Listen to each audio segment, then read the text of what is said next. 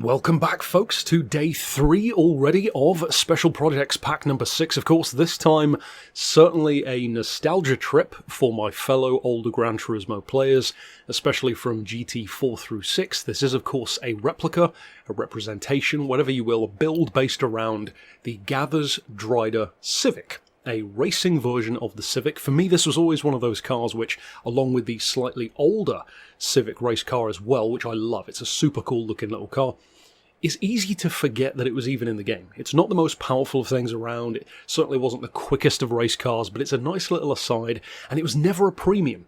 So having an update, a build like this one, is a lot of fun. And one of the things that I really love about this particular build is that because we have the Civic touring car in GT7, you can really add that extra layer of authenticity to it because of its interior. It actually has the race car interior, which is so cool. It really adds to that level of believability. Of course, I will have put a link to the livery design that the player did to download this one to your library in the game. There are a number of different versions from different players, of course, as you'd expect.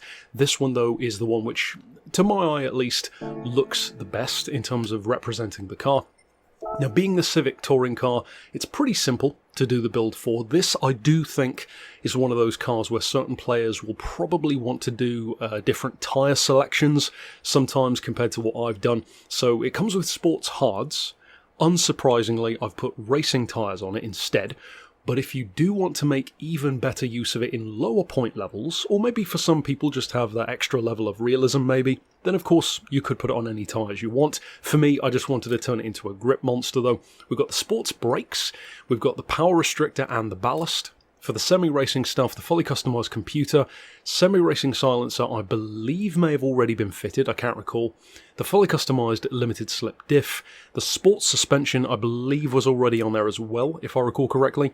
As far as this stuff under the racing section, of course we've got the racing pads, the racing discs. Like I've said before, it doesn't really matter which racing discs you go for.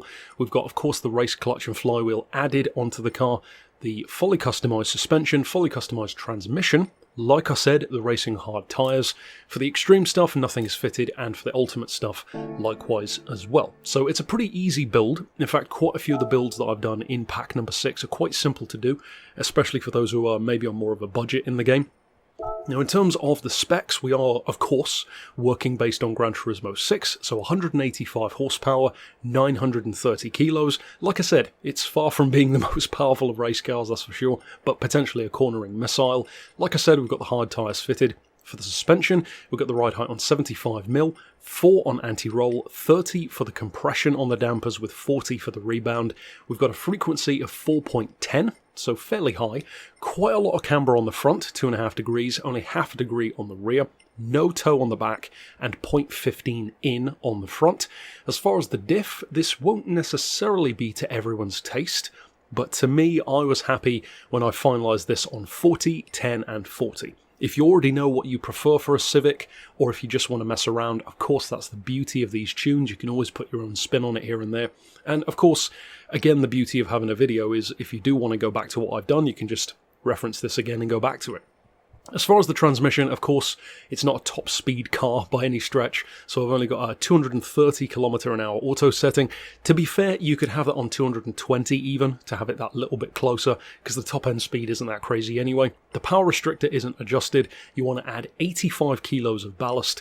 I've put that all the way to the back to make it a little bit closer to a 50-50. It's not entirely necessary on a front-wheel drive car though.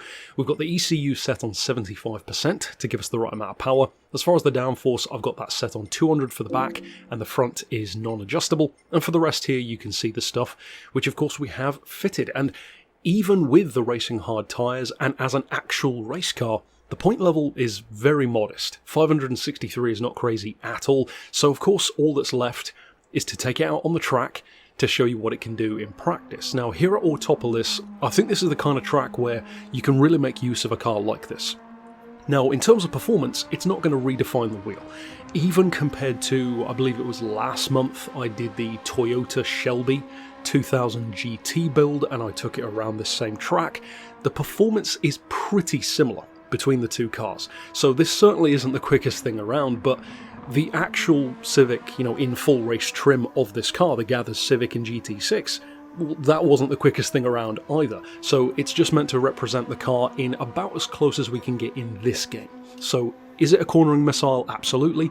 Being front-wheel drive, of course, super tight corners. You can't quite floor it, although I will say its corner exiting is pretty damn good for a front-wheel drive car. And I really do love, especially from the point of view as a builder, or of a builder, that it's already the touring car. It makes it so much more visually authentic, which is such a nice touch to have. Technically, you could probably build this on the normal version of the EK Civic, but the touring car just makes so much more sense to do it out of. So in terms of overall in the pack, it is one of the slightly slower cars. Certainly not through corners though, it's a monster through corners. And given how much slower it is in straight lines, as I said, it might make sense for you, depending on how often you plan to use it, to put it on those sports tyres instead of racing ones and use that point advantage. So if you want to play around in that regard, absolutely go for it. Of course, check out the other builds in pack number 6 from this week as well. And of course, I'll see you next time with another one. But for now, as always, thanks for watching.